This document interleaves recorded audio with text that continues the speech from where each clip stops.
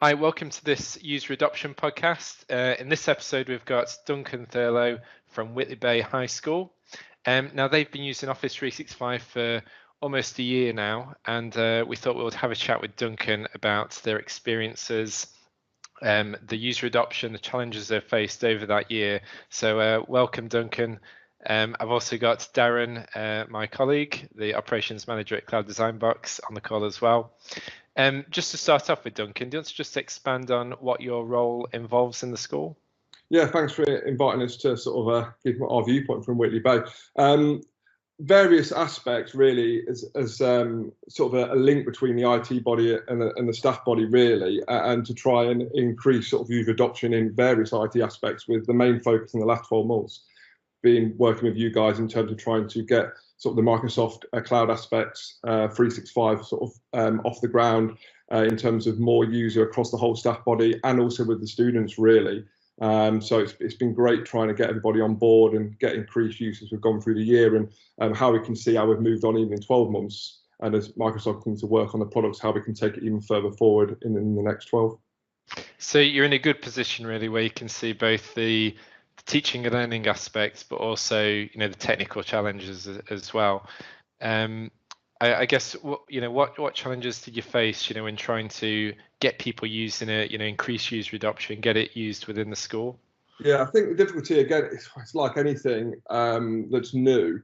And again, even when you've got people that you class as digital natives, I think sometimes there's a staff member you can assume, well, if I can get my head around this, the kids are going to get it straight away. And there's an upskilling across the whole school in terms of trying to get them to understand how things work. Everybody's coming in with a different viewpoint in terms of what they want to get out of it, what their understanding will be, and how quickly they'll pick that up. And it's just trying to get everybody on board to sort of like get things moving in the way, in a direction that becomes more cloud focused and becomes more sort of like driven in one direction. Often there's so many things out there and so many products out there, you can often have then different departments going off in different tangents. Yeah. Kahoot, Quizlet, Socrative, Padlet, other sort of environments where you can increase internet use, IT use within the classroom, but it can become very fragmented. So really what my role has been trying to like get a direction for the school, with the sort of backbone of that being the Office 365 and the Microsoft product that you guys have worked with us on.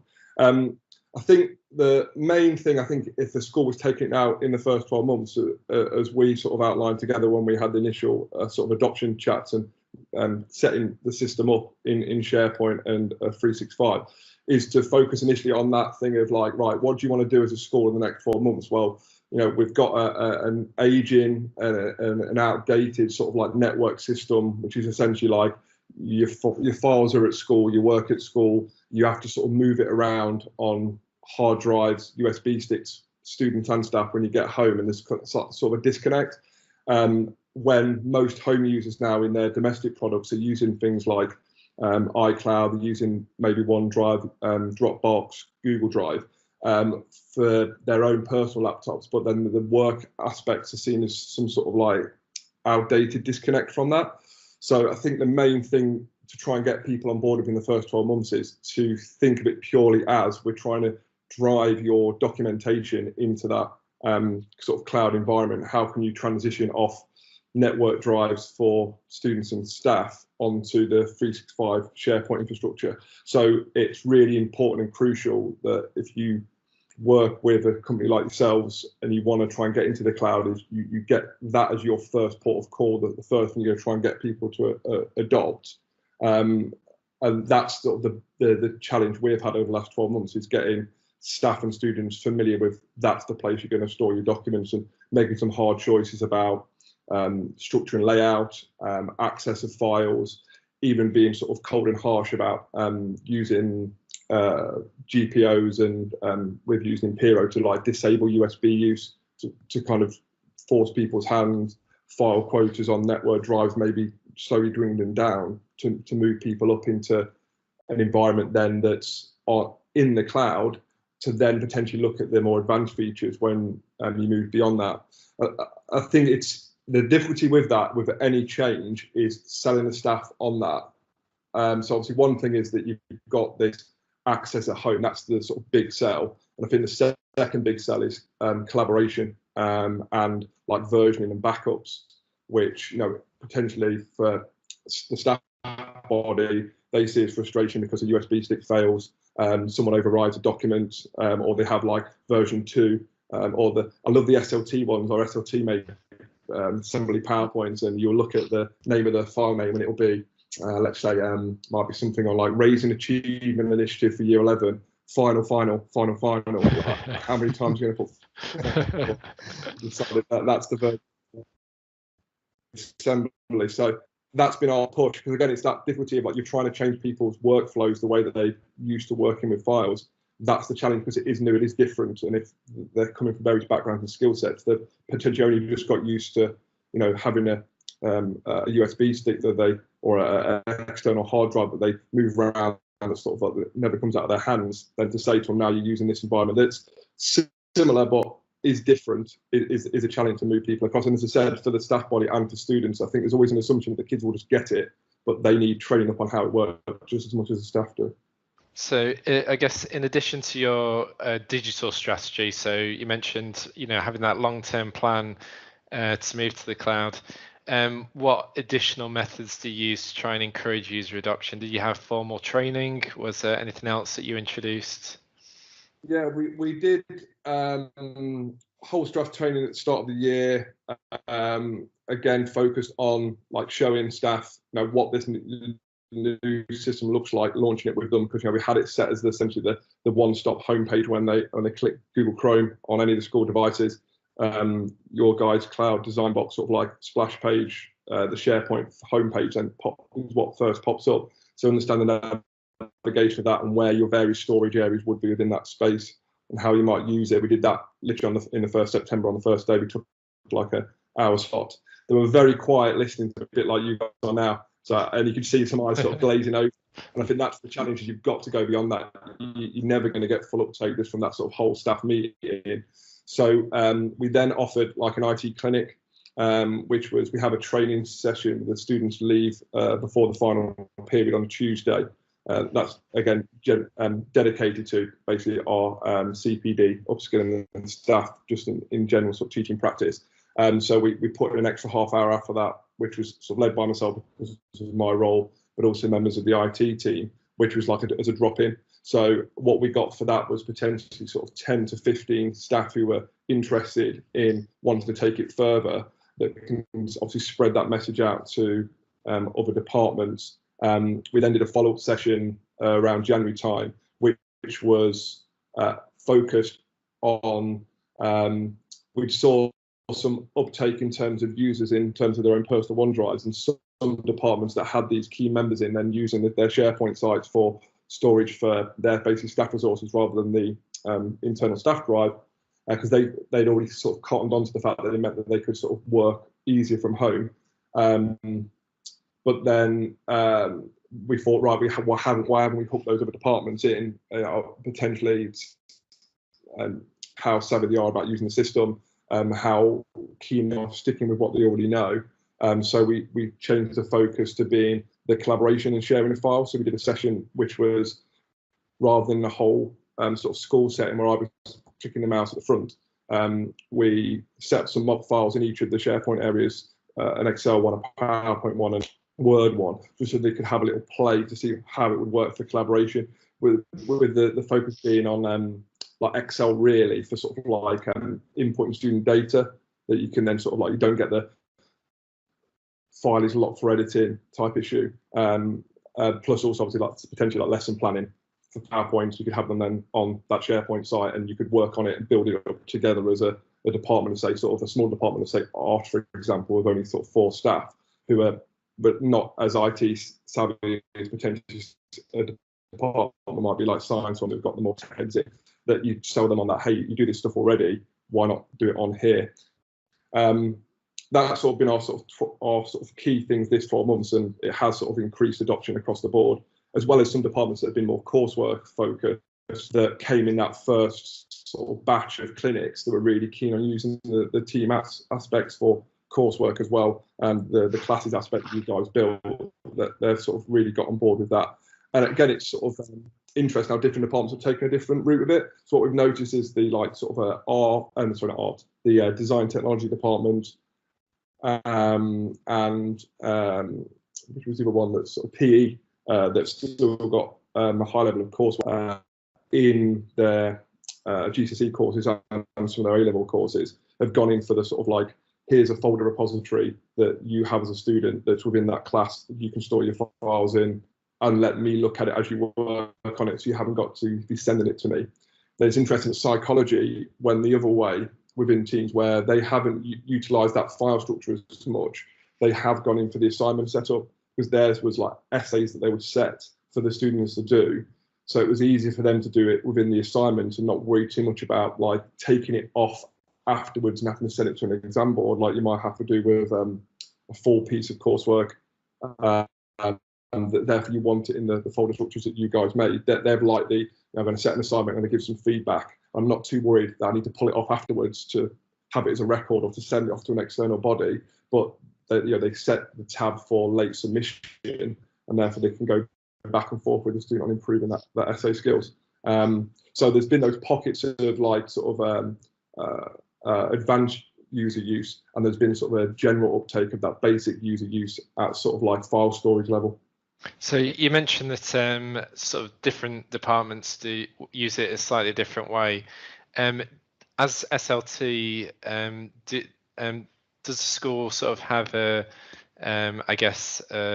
preferred way of doing things, or do you leave it quite open for the teachers to make the best use of it? Yeah, the school as a whole, the drive is about like all the same, all different is one of the school slogans that goes across every aspect that we do in terms of the way that students treat each other, but also the way that departments work. It's always been in this sort of 14 years I've worked there, a creative school, so there is that flexibility. I think that's why we're sort of like focused on that storage aspect initially, and then allow the diversity sort of from there. It's such a feature-rich product, Office 365, and all the sort of additional things that you can add on within your SharePoint areas that you guys offer as quick links and tools that you showed us at the start. I think for 2019-20, that's going to be one of the focuses. I want to take a sort of like training team within that Tuesday session that I mentioned that I'm talking with SLT about at the moment. So rather than a voluntary one, where I pull them out of one of the training loops just to focus on that, because I think every department is going to want to take different things from it. And when I first did, calendars and sending alerts to students, like sixth form all the time, put up on the screens around the school. Really important assembly on Wednesday. Make sure you're there. They put bulletin notices out, etc. If a pastoral team would be really keen on potentially utilising the shared sort of like group calendar functions to send those alerts straight out to the students' phones who've got the email set up on Outlook. They might be really keen on setting that up on their SharePoint site, getting a calendar feature set up, getting news set up. Another department might see that, say a core department might say, well, I haven't really got anything I need to alert the students about, they're just coming to lessons. But then I really need to get resources up there in an innovative way, or we really want to make some videos for the students to show them how to make knowledge organisers, or we've made some in science for the required practicals that potentially historically you might have put on somewhere like YouTube, and you'd have to just give the students a link and it wouldn't be all in one place. So again, I think that's the core is you've got to sort of focus down on one thing that everybody's going to use. Yes, SLT have got to kind of say, right, we're moving to the cloud, and that's been their message sort of this year. We've got to get into the cloud. But then beyond that, the wealth of resources that Microsoft is starting to offer in education that you guys are helping us build, you've got to allow departments to tailor to their needs for the aspects that are going to work best for them. So it's kind of really supporting them and showing them what's out there, but then letting one or two members of staff in that department who are keen then run with that idea with myself, with then the support of you guys, sort of like helping them work out any niggles or any barriers that they notice in their workflows. Yeah, it's a good answer. I think what's quite interesting, Duncan, is the freedom that you've given your different departments and the way you're not trying to force them all to do the same thing, because it is difficult. It's a sliding scale, isn't it? Because you need to show them how to do some things a certain way so that you've got a baseline and people know what's available. but at the same time, you don't want to do that in a way that stifles creativity. So it's a difficult challenge. Do you find different departments are different? So, I mean, for example, would scientists work in a different way specifically? I think again, another example might be, and other schools, my experience as well. So, like, we had some funding from the government historically that was to bring in, or we managed to bring in basically smart boards in the 3 core departments. So maths have ran with that mainly because of the tools that they had available within Smart Notebook that weren't really available easily within PowerPoint at the time. Again, we're talking sort of like 5 to 10 years ago, and they're still really invested in Smart Notebook rather than science. It never really fully took off. We didn't have them in all the rooms, and therefore it was really like expanded on to being like, that's what you're going to plan lessons within Smart Notebook.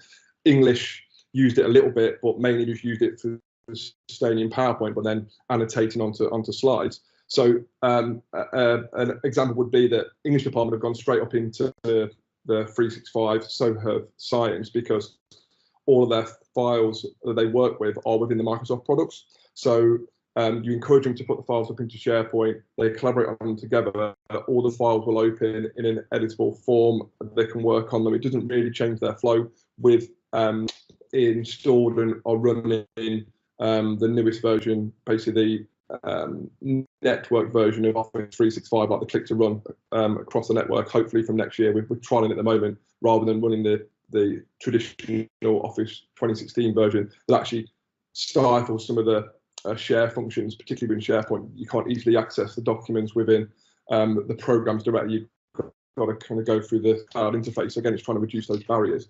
But obviously maths, with their file not being Microsoft products, have struggled to sort of want to move up there because they then don't feel that they can work with the files in the way. They've got to sort of download it, make modifications, drag it back up. So again, we've been working with them to try and say, look, other aspects, Excel you do use, it's just these Smart Notebook files. So we've been looking at third-party OneDrive mappers, the Microsoft OneDrive like app within Windows 10 to sort of like allow them still to work with those files within those third-party products, but then still have them stored within SharePoint. So when they are in another room, when they are at home, they haven't got to have backups of files and which version of this. And you because if you said to them, no, you need to go up into the cloud, we're going up into the cloud, you stop using Smart Notebook, you're creating then a lot of frustration, anxiety from them, because they've got years of planning materials that have been put into place. You ask them to suddenly rip up and work in a completely different way. So that is the challenge. You've got to kind of allow people to sort of move forward into what essentially is a 365 cloud system, but within a flexibility that allows them to feel that it's not too big of a change all in one go. Yeah. So you mentioned the OneDrive client, that OneDrive for Business, as it's called, as to sync up between content you've got in your SharePoint libraries and have a local folder. And that obviously would allow you to keep working with those smartboard documents, because effectively it is on your machine. Is that something that you would encourage staff to install and use, or would that stop them using the cloud, the SharePoint interface? I think it's difficult because you want them to, we talked about the fact that in the long run, you want to move away from this just being like a file repository. I mentioned before we started chatting about our original sort of thing back in sort of 2006, we should say, was a VLE. You stuck files up there that you weren't able to modify them or work on them anyway. It was static, and you have to remember to delete that version and put another one up if you want to make changes, and it was just literally a reference library. This is much more powerful than that. Although that potentially is your starting point, because you want to try and get files off the school network and into a collaborative space, you don't want it to just be that. So the danger is that if you focus on that sort of app client, that's all it becomes. They don't even see the features that are there, that are Microsoft putting in place, that you guys have built for us within the web view. The difficulty is that staff who aren't digital natives are so used to working with a Windows file explorer that you almost have to potentially offer that as a aspect within the school site, within their home devices initially to help them with that transition of the files up into the 365 system. So it's a bit like how, as you say, we've gone about disabling USB drives to try and encourage cloud use within school. You've got to have your files up in there. We sold it on a size aspect, a version aspect, but a security aspect as well. That again, you can potentially offer that app client as a sort of like a intermediate thing that potentially once people have got used to the web interface, you sort of get rid of it and focus them in the cloud, because there's so many other ways they can access the files once they're up there directly in the applications and within the sort of cloud internet browser view, that you don't need it. But it's a different way of working than working within the File Explorer. So it's trying to bridge that transition gap between a network drive and a cloud environment. Yeah, it's interesting that split you've illustrated there between documents like Word documents, Excel, PowerPoint documents that you can just edit and work with in the cloud. They don't need to come back down to the desktop.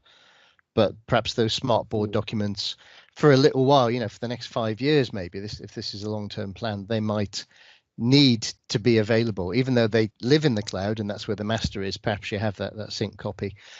But potentially, though, over the next 5 years, thinking really long term, could you see things like perhaps the OneNote notebooks replacing some of that functionality for what's happening on the smart boards?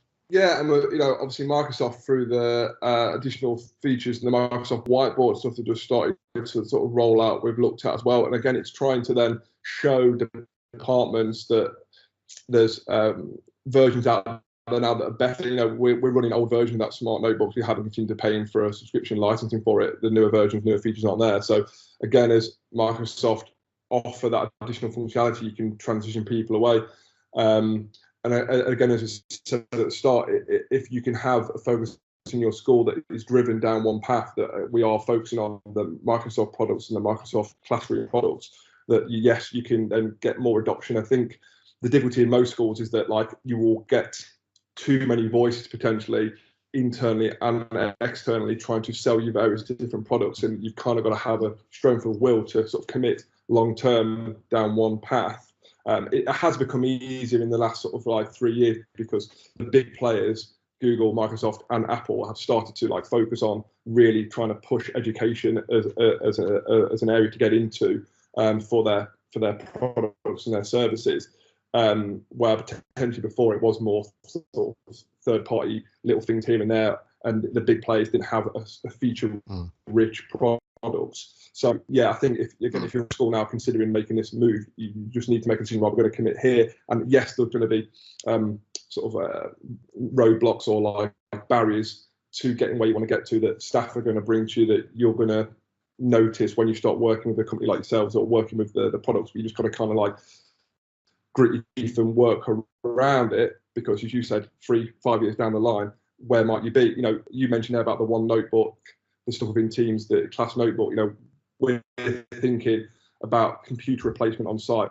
Where does that go? Is it, if you enter into a contract now for replacing desktop computers, is that a viable solution when you're finished that final payment in 5 years' time? You're going to regret that purchase, because there's definitely a view that if you went fully in and you had students with laptops in front of them, that you can use that OneNote class notebook as literally being their exercise book, and you could work fully within lessons within that environment. Obviously, that is a long way down the road. You'd create a lot of frustration from staff if you did that overnight, which tends to happen in some schools if they've tried to push those things and they've failed at this point. But you've got, if you look at the big picture, that's the way things will eventually go. I know I went from, but I do remember that the IT job long ago, and the deputy head, who's since now retired, said to me, "Can you envision that where you wouldn't have physical books?" And I said, "Yeah." And she was like, "Well, wouldn't you miss the?" She was an English teacher. "Wouldn't you miss the tactile nature of a physical book?" And I said, "Well, I don't miss a tin bath in front of the fire because I've never experienced one. I've always just had a shower or a regular bath in a bathroom." So if you grow up as a child with iPads, with books and information being stored in electronic devices, why would you have a sensation, a nostalgia for a physical piece of paper? That's right. I'll tell you what, a really heavy backpack that the kids are taking to school with all their exercise books in. I'm pretty sure they'll be quite happy to change that for a tablet or, some sort of a cloud online books. It's just a big move. And again, when any school environment, you're working with staff across a full age spectrum. And again, sometimes that's a bit of a sort of like falsehood, because it's not even an age thing. It is just how savvy or how keen they are to want to look at sort of digital products. And just like any initiative you bring into school, it's a slow change, but it's having that conviction that this is the sort of route we're going to go down, and to sort of like stick with that for a significant amount of time, so that you can then upskill everybody on site really as things progress. I think that's definitely something we've seen across schools. You don't want to have too short of a time scale that it panics people and they rush into they feel they have to rush and move stuff over to the cloud and then eventually resent it. I think we've seen definitely the long-term strategy to bring people on over a long period of time, incrementally introducing new features to them, has definitely had the most positive result. Yeah, you've got to find the challenge has been, it's like trying to find what that hook is. What is the hook that's going to sell them on wanting to move? So another example would be like I had one of the assistant heads say, I need a sixth form space, but I need to get the support staff to move their documents to the sixth form space off the network. And I spoke to the two office staff members involved. And it was his drive, because he was, in SLT, knew we had this big cloud push. And when I was talking to those two just one-to-one about it, again, the big push for us this year has been, okay, we've got the documents in the cloud, access off-site, and the shared collaboration. Well, straight away, one of those two key things for them is not a big deal. They work in the office from 8 till 4, and they do administration for the school. They don't go home like a staff member would, a teaching staff member, so to speak, who goes, I'm teaching a lesson tomorrow, it's lesson 4 of covalent bonding. I must find that PowerPoint that John planned for me, or where is it? Oh, it's on the cloud, great, I can access it. Whatever they've been doing, writing a letter that's going to go out for parents, they're not going to think on a Saturday night, I need to check the spelling and grammar on the letter for Monday. They're going to wait till Monday. There's no need for them. They can continue to work within that network space. So, what I was saying to those two members of staff is there anything where you work on it together, where it's not something that's your role and this thing's your role? What is there anything that you work on at the same time? Oh yeah, some of the stuff we have to do for getting the students into groups for, off timetable events when we collapse timetable. Great, well then have that file be in the cloud, but you don't need a sixth form place for it. We'll use the office administration place that we made that's for all the office staff, and you can make yourselves affordable in there. Great. So then you get them on board with that small aspect, rather than having a big upheaval and saying you've got to move the entire workflow up into a cloud space where they don't really see any benefit. They just see the frustrations of the files not being where they normally access them before, and there's additional steps or different steps they have to press to access the same files. It just creates frustration and annoyance on their part. Again, some of that might be related to the OneDrive for Business client, because there are some occasions where it is necessary to be able to get to a file that is a bit more local. So again, if you've got that syncing down, the master copy is in the cloud, but you're still working on it in a way that feels very traditional to you to start with, and obviously then people start slowly using the user interface in the browser more, but actually they can still go to Word and open a document. They can still go to Excel and open a document or attach a document. And again, I think then they were sort of then going, they go, right, there's a few files they work on and suddenly in the cloud environment that are the ones that they don't want to have stored locally.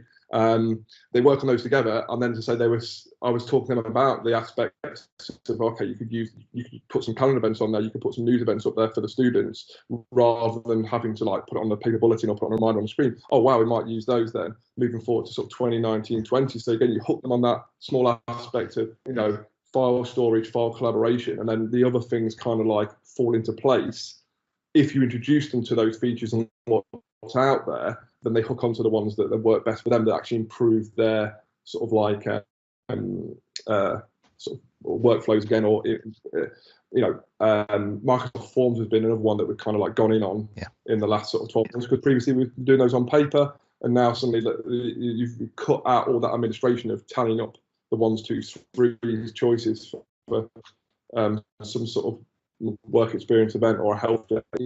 Now then done, and you've saved them time. So again, you get an uptake if you're like, well, this actually works better for me, saving me time, rather than adding additional work, which sometimes it can feel when you're launching something new with people and you're trying to impose your will on the way you think they should use something.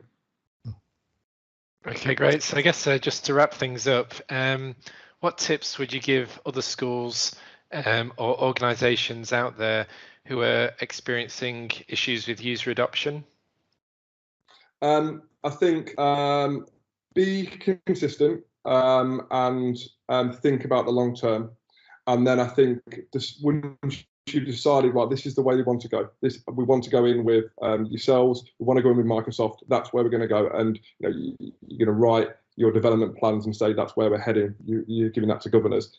And then once you've decided that's your route to go, well, what are the 1 or 2 key things we're going to encourage staff in a 12-month period? What's going to be the biggest win, so to speak? And so our biggest wins were the access from home and the collaboration and sharing of files that we didn't have really before. And then once you've got those things in place, and again, 12 months down the line, okay, what are the 2 things we now want to focus on? And again, if you're an SLT member watching this, I think there is a power in having somebody on your staff body that one of their retention points or TLR things is allocated towards being that link that has some understanding of the fundamentals behind it, but can also be a face for the IT team to sell the product beyond it being an SLT member potentially selling it. That can always seem like then it's the top-down approach. If it can be somebody that can work at a middle leader level and liaise, it can feel more of a collaboration effort. Great. Thanks for your time, Duncan. I'm sure people find that really useful. So yeah, thanks for that. No worries. It was really nice meeting you both, and I hope people found it useful. Really good. Yeah. Thanks, Duncan. Well, we'll speak again, no doubt.